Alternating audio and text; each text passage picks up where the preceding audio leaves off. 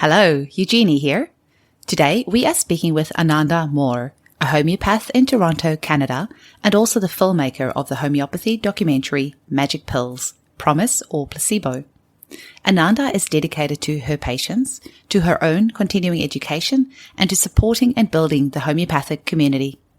After graduating with honours from the Ontario College of Homeopathic Medicine in 2005, she studied with Sunil Anand in India and volunteered at a homeopathic hospital in Chennai, India.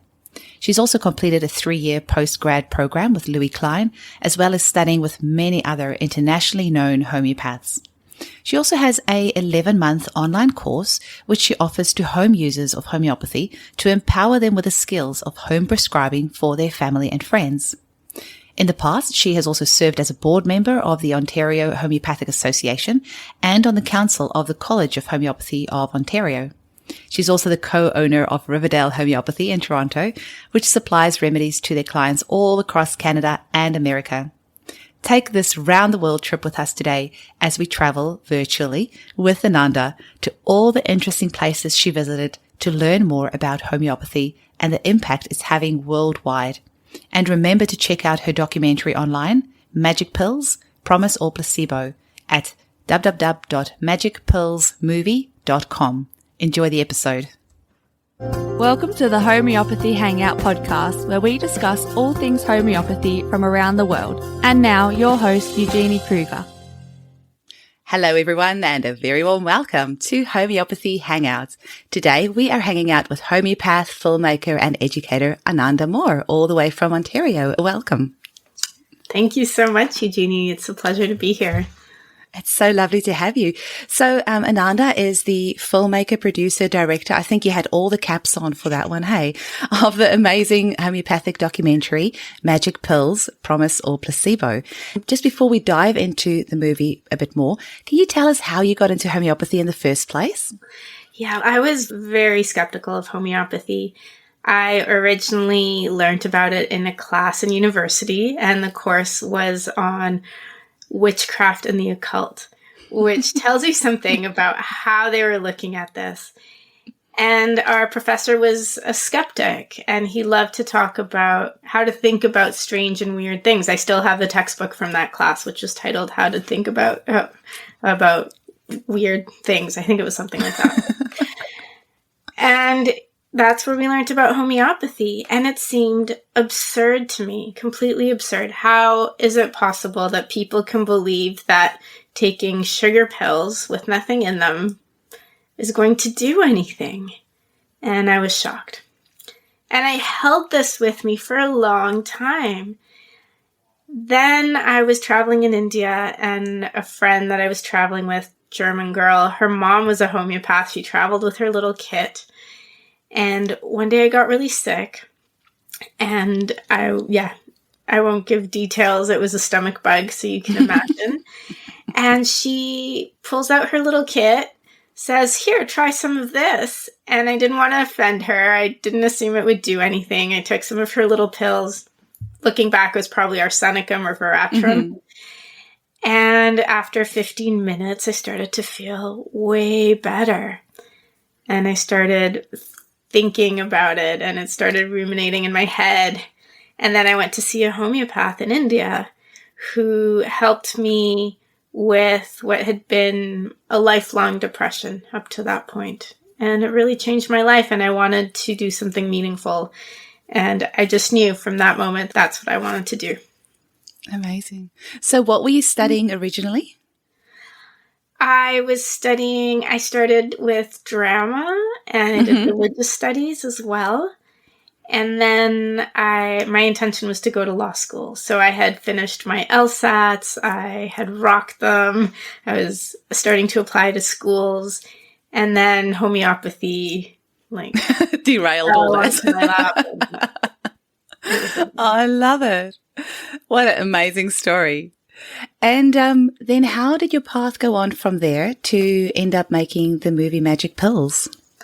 So years later, after homeopathic college, and I own a store in Toronto with my business partner, David. It's called Riverdale Homeopathy. And we sell remedies, books, courses. We have a clinic. And over the years of working there and working with the different associations, homeopathic associations, it became so clear to me that the media was incredibly biased and unfair and painted a very one-sided position when it came to homeopathy. I got interviewed for a couple of major publications here in Canada, and I was just shocked when they lied about the data I gave them and the things I said. And I felt that I needed to give homeopathy a voice. And that's what got me started. As well, I attended a conference. We were selling books. Riverdale Homeopathy always has this little book stand at the conferences here in Toronto. And not a homeopath, an immunologist from Cuba stood up and presented on how they stopped a huge epidemic in Cuba in only 2 weeks using homeopathy. And I thought, this should be front page news. Everybody needs to hear about this. And that's what really got the ball rolling for me, and the need to put that information out there for people. Was that Dr. Bracho? That was Dr. Bracho. Oh my gosh. And I was the same when I found out about that, because there were millions of people involved in this, and homeopathy had such a dramatic success rate with the leptospirosis outbreak. And we've had Dr. Isaac Golden on the podcast as well. But I feel like why is this not front page news? We're not talking hundreds of people or thousands of people. We're talking millions of people. And that turned out to be just the tip of the iceberg. I later also went to India and discovered that they had done a homeoprophylaxis campaign in southern India, Andhra Pradesh, and they gave 20 million children every year remedies for Japanese encephalitis, and they almost eradicated the disease. Wow. At a fraction of the cost of the cost. And that vaccine for Japanese encephalitis is not very effective, and it's very expensive. So the government of India never even considered it. But the homeopathy was a whole other thing, and they've embraced it over and over again in India as a prophylactic. Why do you think places like Cuba and India are open to these methods and immunizing homeopathically millions of people? And here in Australia, I'm guessing in Canada, maybe not so much. What do you think the difference is? We're not legally allowed to say that we can immunize anyone. They've made that very clear here. Over here as well. I think Cuba and India have slightly different histories, but they've both really embraced alternative medicine and natural medicine. It's been a part of their histories. India, I don't know what year, but homeopathy came to India. Someone healed a king, and after that it spread like wildfire and had so much support. And they've always had homeopathic hospitals, proper medical homeopathic education system. And they even have now a Ministry of Ayush, which is a Ministry of Natural Medicine and Indian medicine, as they call it. And the A is Ayurveda, Y is Yoga, U is Umami, and the H is homeopathy. And that means that there's money, there's research, there's work that's gone into supporting homeopathy. India also has a really strong history of defending itself against the pharmaceutical industry. So I think it was an ideal ground for it there. Cuba, with all the trade embargoes, they really embraced natural medicine, and it was part of their military development. It was part of their national health care strategy. And there was never a bias against it. When Bracho went to publish his work, he was shocked that all the medical journals that had never refused him before suddenly did not want to publish anything. They didn't want anything to do with homeopathy. And that's when they started to try to discredit what the Cubans did as well. We see that story over and over again. When something good comes out that can really help people, that's natural and safe and effective, it just gets squashed. And people who are highly regarded scientists just suddenly not able to have their work published. And Dr. Bracho's not even a homeopath. He's actually a medical immunologist. So that's the joke of all of this. He's not even a homeopath. So tell us a little bit more, Ananda, about why you then decided to make the movie and just your journey through all of that. Let's pretend that people listening to this have never seen the movie before, and let's give them a little bit of a rundown on what they can expect with this movie and why it's such a good watch. Thank you. I told the story of how I came to want to make the film, and the idea ruminated in my head for a while. And then I reached out to Dr. Bradshaw in Cuba and asked if I could come make a documentary about the work they'd been doing. And he said yes. And I later found out that he had said no to others in the past. So he trusted me. And then that felt like a huge responsibility. I had to tell the story. So that's where that journey started. And Cuba was the first story we filmed and we considered. And what happened in Cuba, as you were saying, was that there was a leptospirosis epidemic. And at the time, let me go back a step. They were actually starting to do research into homeopathy at the Finley Institute. And the Finley Institute is a pharmaceutical company that's dedicated to disease prevention. And it's Fidel Castro's baby. He built this place. He designed it. He lived really close by. It was really important for him to prevent disease in the country. And they weren't that biased about anything. At one point, they developed a vaccine against meningococcal meningitis B at a time that was killing a lot of children in Cuba. And this vaccine went to all of Latin America. And looking at their results, they found that in Brazil, their vaccine, there's one area of Brazil where their vaccine was way more effective and had way less side effects. And Dr. Concepcion Campas, who's the director of the Finley Institute, she tried to figure out what's going on, and no one would tell her. Finally, someone, whispered in her ear, we used homeopathy here. And what they did was that they made a homeopathic remedy from the vaccine, and they were giving people homeopathics for the disease. And so they had less side effects, and the vaccine became much more efficacious.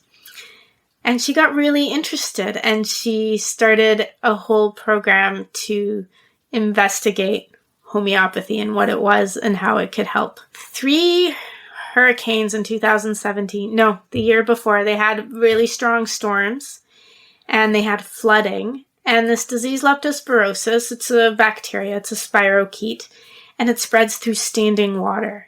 Actually, it was 2007. When you have a tropical storm, a hurricane come through, it destroys people's homes. They cannot avoid that standing water, and it can cross through the slightest abrasion in the skin. And it can kill up to 10% of people who get it. So it's quite deadly, and it's hard to diagnose. It can look like dengue fever. It can look like a lot of other diseases. And it's a big problem. Everyone in Cuba knows what leptospirosis is.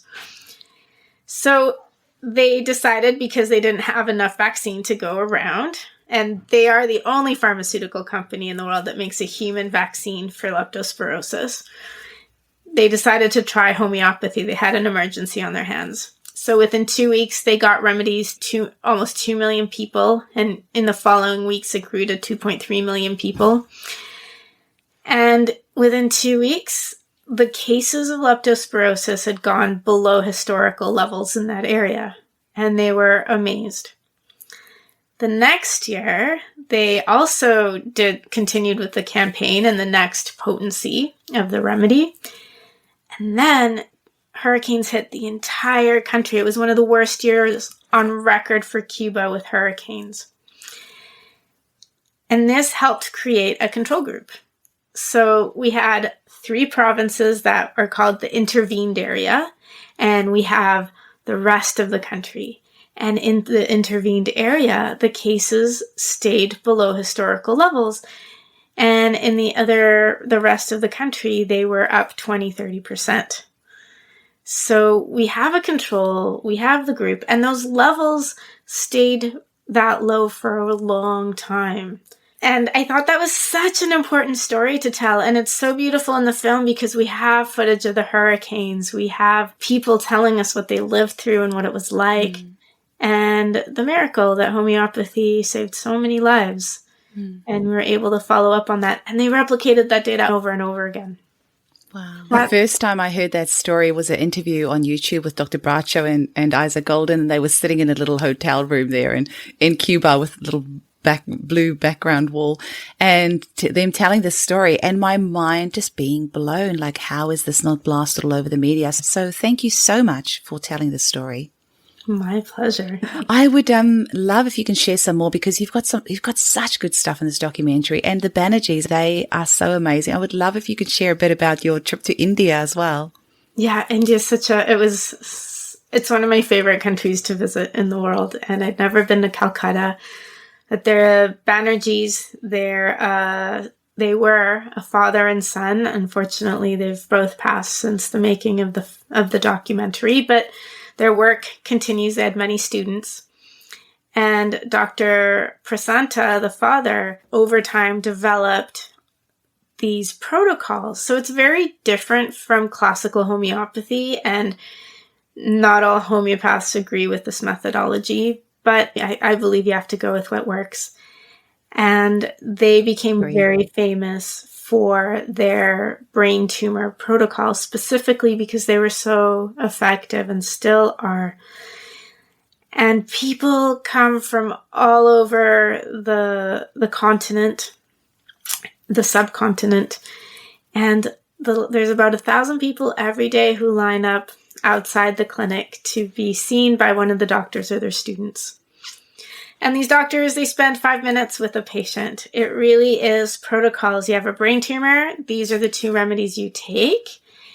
And we see how you do. But there's also a level of individualization that a lot of homeopaths don't realize. They look at the symptom picture and they add different remedies to help with different symptoms that they're experiencing. And they have protocols for all kinds of other diseases, but the most effective ones are for brain tumors. So through this process, I also met one of their patients, Mr. Tapas Raha, who was really on his deathbed. He was on so much chemo that he'd lost the ability to walk and to take care of himself. And he finally said, "No more chemo, this is killing me." And he went to the Banerjees and they came and took care of him. We're still in touch to this day. And he's doing really well. He walks, he gets around, he travels, and he's become a huge advocate for homeopathy, particularly in the treatment of brain tumors. I've got goosebumps all over. That is amazing. Wow. Because that just, sounds like a death sentence to so many people. And now you're telling us he's traveling around and... Oh, that's amazing. Absolutely amazing. And in a death sentence, there's a very low survival rate from glioblastoma. And the Banerjees have over 80% success in the treatment of that disease. So it's really meaningful. And it's really sad that we can't bring this to more people. And if you're seeing 1,000 patients a day, you're going to get pretty damn good at what you're doing and know what you're talking about. And us as homeopaths are so lucky to have the Banerjees have released a book with their protocols.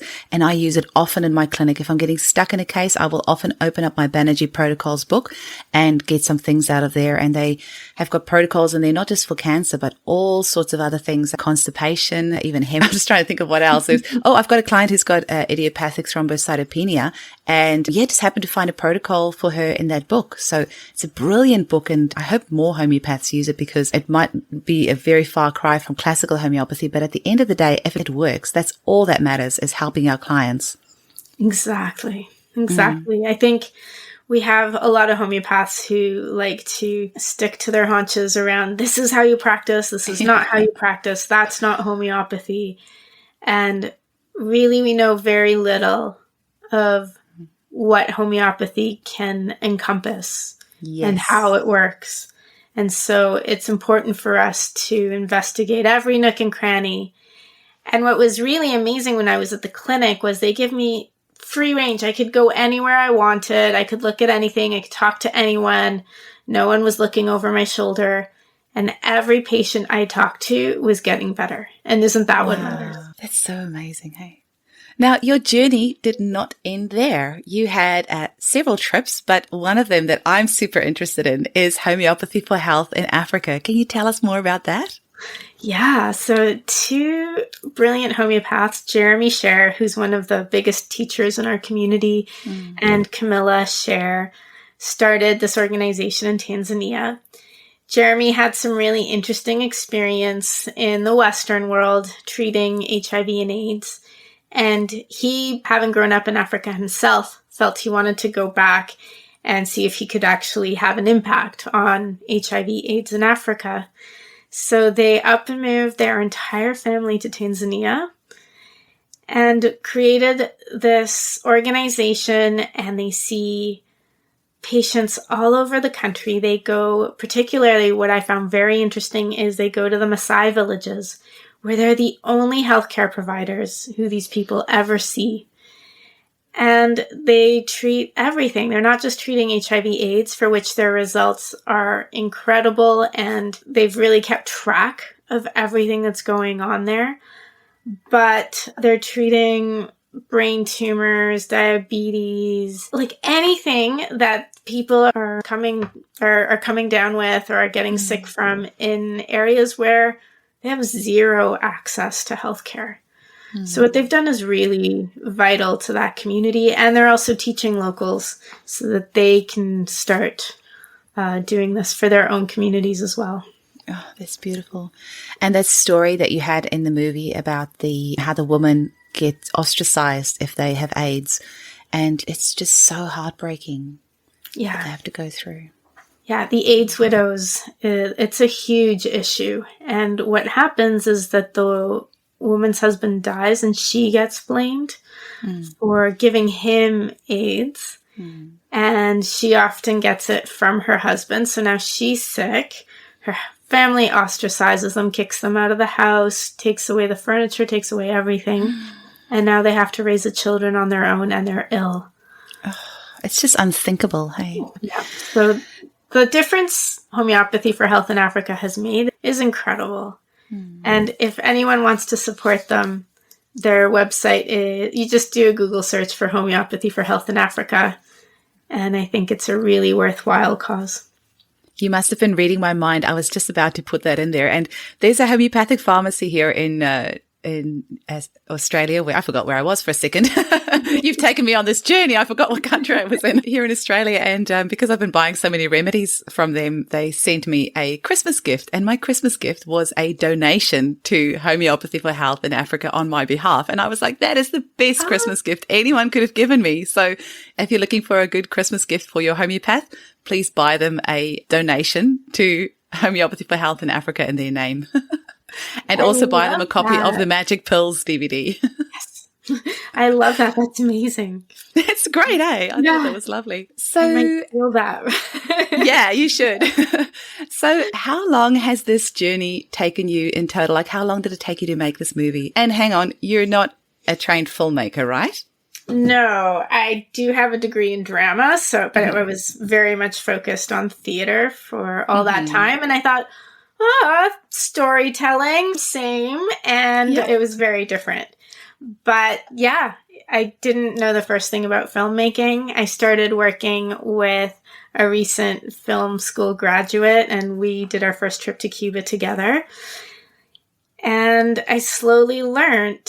I did a lot of courses. I joined the Documentary Organization of Canada. I did a course on directing documentary, and slowly I started learning on the job as well.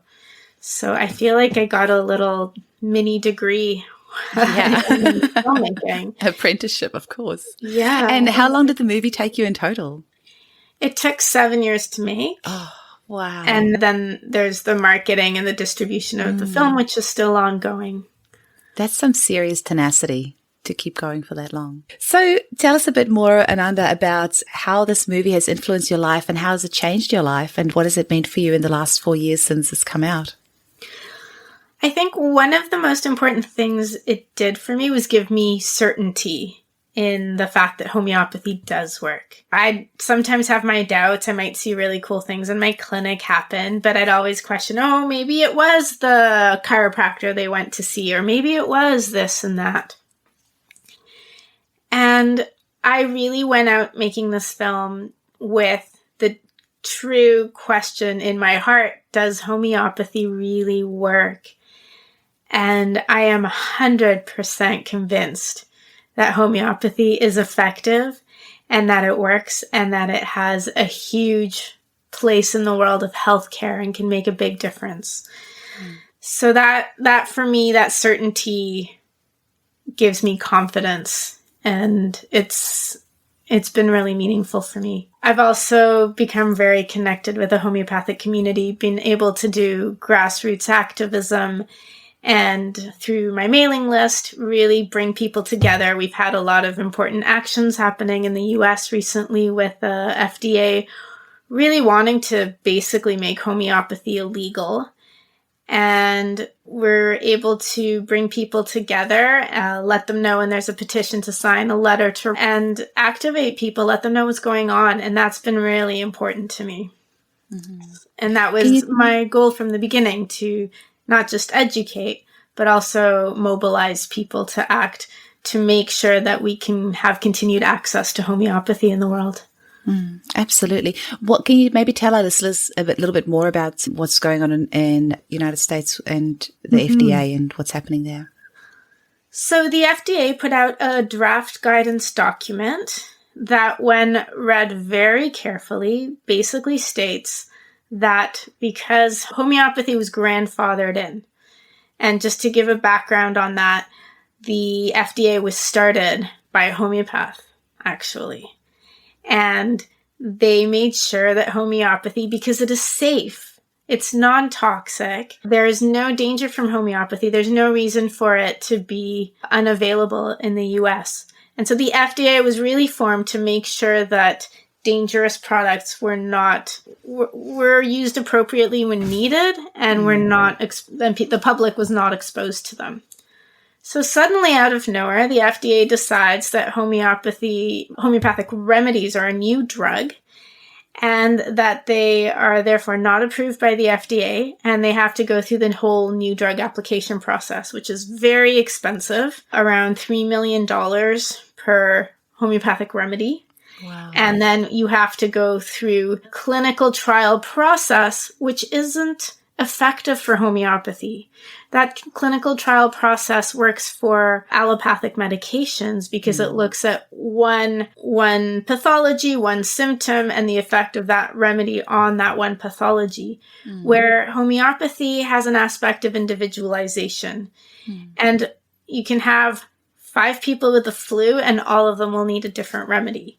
So it doesn't work that way to study it clinically, and it really impedes the possibility of homeopathy continuing. On top of that, they started fabricating reports about homeopathy being toxic, particularly in Highland's teething tabs, when it actually wasn't. And when there was a Freedom of Information request done on the data that claimed that people were sick, it became incredibly apparent that it had all been fabricated or collected inappropriately. So, for example, a child had supposedly died from the remedy that they had taken 6 months ago, and they were missing a kidney, and there were all these birth defects, and that was counted as a death from teething tablets.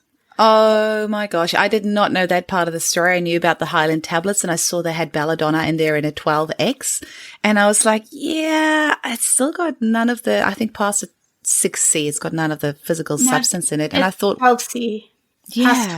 12C. But it's so minute that they would need like 60 boxes of this stuff to consume at once to have any kind of toxic effect. It's so infuriating, hey? Yeah. The other thing they found was that there was a lot of replication. So there weren't, I can't remember, they said 8,000 incidents of adverse reactions. There weren't. It turned out there were a few hundred, which were also, they didn't quite fit, but they were replicated in different ways to make it look like there were so many. Now, don't take those numbers to heart. Yeah. I can't remember the exact numbers. But it was horrifying what they did to Highland based on nothing.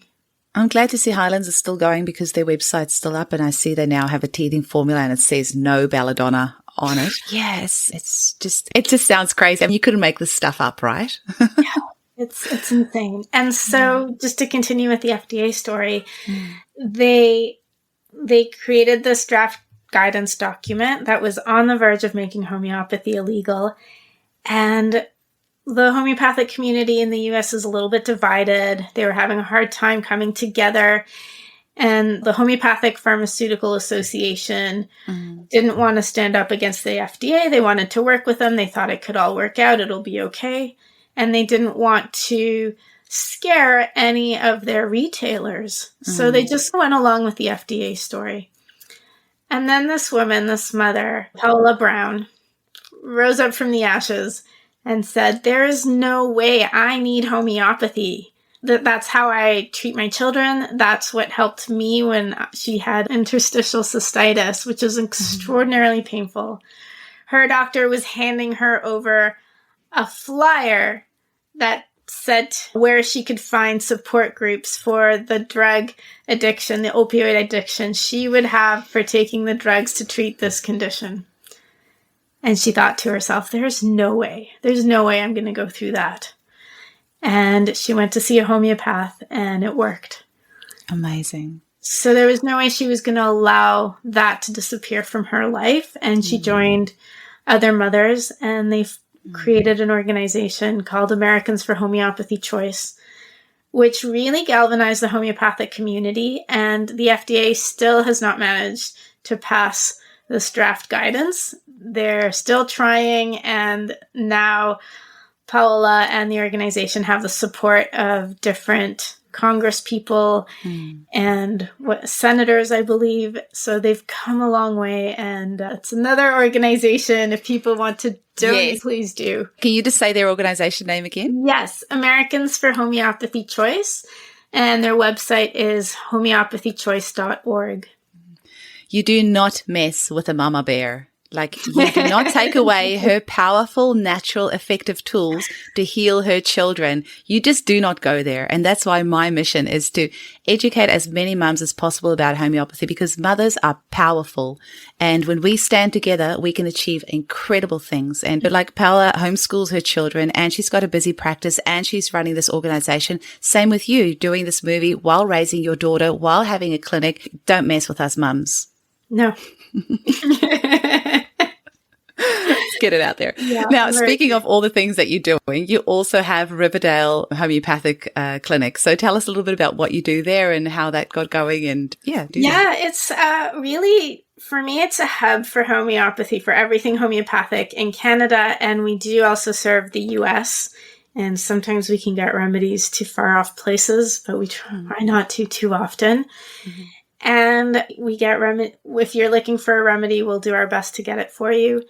We also sell homeopathic books, and we don't have any courses right now, but we've done a lot of courses in the past, and we have a clinic. And it's my second home. I love the people we work with. I love that we serve the community in that way. It's a hub, as I said, and I really like it there. And you've got some courses coming up as well. You've got so much in the pipeline. So tell us a bit about that. So I've been teaching a course, and people are still able to sign up because it's all recorded. You can join by watching the stuff that's been recorded up to now, and the rest is live. It's an 11-month course called Homeopathy at Home. And my goal is to empower people, mostly mothers, as who's attending the course, to treat their family at home. I felt in this day and age with what we're experiencing around the world that it's so important to be able to take care of your family, particularly acutes, and understand how to apply homeopathy correctly. So I wanted to get beyond that basic introductory course or the book where you just get, ear infections, here's 3 remedies to choose from. I wanted to empower people to understand how to prescribe, the basis of homeopathic theory and philosophy to enable that, to learn how to repertorize in order to choose and select a good remedy. And I think it's a very thorough course. And what's super fun about it is I've got amazing guest teachers from all over the world. So people like Camilla Scher, who taught 2 weeks ago a class for us, Richard Pitt. There's a whole slew of people, and people are learning about homeopathy for their animals, for their plants, analyzing dreams with Dr. Christopher Soughton. Wow. There's so many amazing people who've joined the course, along with understanding your basic materia medica, how to study remedies. The idea is that it's going to empower you to continue your lifelong learning and application of homeopathy. My heart is swelling and my cheeks are sore from smiling, because what you are doing is so incredible to empower families to use homeopathy for themselves. And that is literally what I am all about as well, because homeopathy, yes, it is very complicated. We do have over 8,000 remedies. I studied 4 years full time to become a homeopath, but you can treat your family acutely at home for so many different things that you don't need to go and see a homeopath for an hour and a half consultation for. If you have cystitis, if you have a burn, if you have a bruise, you've got a sore throat, anything like that, you can treat at home yourself. And if you know the skills on how to do that, then it's really empowering. And especially in Australia, where we have lots of wide open spaces, if you live in rural or if you have pets, it can be so expensive taking them to the vet. You might just want to treat them at home yourself if you're on a tight budget. So really empowering yourself with these skills of using homeopathy at home, which, by the way, my course is also called, but it's only like an hour and a half, not 11 months. It's not 11 months, just hour and a half introduction. To see it's like anyone had used that name and nothing came up. Really? I actually found a podcast called Homeopathy at Home as well. It's in America. And then somebody else told me the other day theirs is called that too, but it's got good alliteration. It rolls off the tongue nicely. Pretty obvious. Yeah, but I love that you are also about that, empowering families to use homeopathy for themselves, because you can just treat your child yourself for an ear infection. You don't need to go to a homeopath for that. Yeah. No, there's such a place for homeopathy. My cat ran away for 5 weeks and he came home finally, and skin and bones, and he couldn't digest anything. And I called my homeopathic vet. She wasn't answering. She was at a conference, and I was like, okay, let's just give him arsenicum and see what happens. And it just took 1 dose of arsenicum. And he stopped throwing up. He was able to hold his food down. It was so beautiful. And it's that easy with kids too. If you apply it correctly, it's so empowering, as we said. Have you got a couple of homeopathic success stories that you want to share just towards the end here of the podcast? How do I pick a couple? Yeah, I know. I had a patient in the States who herself is an amazing home prescriber. She's been studying homeopathy forever and was treating a lot of people with COVID. And then she got it, and she had given herself a few remedies. It wasn't working, so she reached out to me. And we did camphora and laurocerasus. And she had an oximeter, so she was measuring her oxygen. She couldn't sit up. She would start coughing and couldn't breathe. And within a few days, her oxygenation started going up. She was able to get up, do basic things. And a few days later, her oxygen was up to 98%. Wow. So that was just recent. And that was a scary situation, but she refused to go to the hospital. And I think she thought about it quite thoroughly and knew what she wanted. And I was going to support her and her decisions. We are a regulated health profession here in Ontario where I live, and yet they have limited us so much in how we can promote ourselves, what we can say. We're not allowed to say we treat anything. We can't be specialized in anything. We can't treat anything. We can't have testimonials from patients. I know. We're not allowed to say anything. We're not allowed to say that we can do anything. Like, somehow we've been around for over 200 years.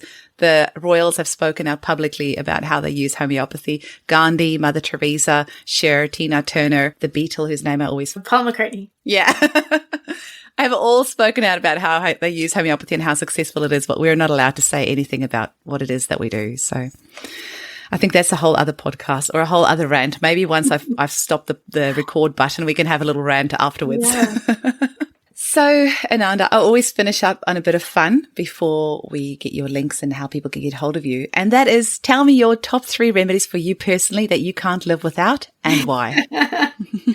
I always say arsenicum, and I've done blog posts on this. And I had a little competition at one point to asking people to do a little video telling us what their top remedy was. And for me, it's arsenicum. It's, I think, the most versatile remedy that we have in homeopathy. It can be applied to stomach issues, flus, asthma, respiratory stuff, anxiety. It's the remedy in my little kit that I always have to replace. So that would be one. I use a lot of calendula. It's one of my favorite remedies. Okay, I had a party, a closing party for everyone involved in the film. And I was making this big Mexican meal, and I was cutting vegetables, and I chopped a piece of my thumb off. And I had to rush and have this party. I went to the grocery store and I bought little strips to try to glue my thumb back on. So I didn't go to the hospital. I didn't get stitches, and it wasn't healing. For some reason, it hadn't occurred to me to put some calendula on it. I went, grabbed some calendula, and by the next day, it had sealed, and you can't even tell that I chopped a whole piece of my thumb off. So I love calendula. And another remedy that I love, there's so many. Lac humanum, really out there. But I think it's a really universal human remedy, and I use it very often in my practice. Can you maybe say what it's made from? We have had an episode with Patricia Hatherley, so people that have actually listened to this one after the other know, but tell us a little bit about lac humanum. So lac humanum is made from mother's milk, and we have lac maternum that's made from 15 mom. I can't remember the number. Something like that. Mother's milks. And there's a theme of disconnection, a theme of wanting to come closer to people. And I think that feeling of disconnection is almost universal on some level for people. So I think it's a beautiful remedy. I use it all the time. It's a beautiful, and it's a very gentle remedy. Hey, I don't know if I've ever had an aggravation from it. Like, I find it's such a just beautiful remedy. It's a grounding remedy. I think an aspect of it is to help people really come into themselves and come into the world. It's that first substance, that second substance after colostrum that a baby, that bonds a mother to its baby and the baby to the mom, and also welcomes you into your body and into this world. So, Ananda, how can people get hold of you and the amazing work that you do? Where are all the places that they can find you? Yeah, I have the documentary URL is watch.magicpillsmovie.com, but I found a shorter one, and you only have to go to homeo.site. Very easy, HOMEO.SITE. And you can learn about the film. You can stream it. You can go to our blog. You can join our mailing list and start participating in all the great work that we're doing. You can also access the course there. So you can reach out to me through the Contact Us page. So everything's there. And for Riverdale Homeopathy, if you're looking for remedies, books, just go reach out to riverdalehomeopathy.com. Pretty simple. Wonderful. It's been so special chatting with you today. Thank you so much for your time. And it's 10 o'clock at night where you are now. So just like huge applause to you for being able to speak coherently that time of night. I would be fast asleep by now, but thank you so much for your time. I really appreciate it. Thanks so much, Eugenie. This has been a lot of fun. It's really nice connecting with you. Same. Bye. Bye. Hi, homies. I'd like to invite you to come and join me at the Homeopathy Hangout Podcast Facebook group, where we can discuss past episodes and you can help me decide on new content for the show. Also, be sure to check out my YouTube channel, where you'll find my free Homeopathy at Home 30-minute introduction video, which is perfect for anyone completely new to homeopathy who's ready to take charge of their own health. Just search for Eugenie Kruger Homeopathy on YouTube.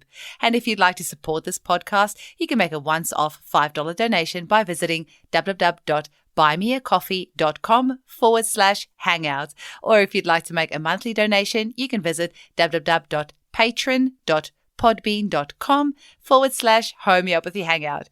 And if you're in Australia and you'd like to purchase one of our beautiful homeopathic kits, single remedies, or one of our amazing combination remedies, visit www.eugeniekruger.com, where you can also sign up to our newsletter so you don't miss out on any special offers. And if you're interested in advertising on our show, please email info@eugeniekruger.com. Thanks so much for listening.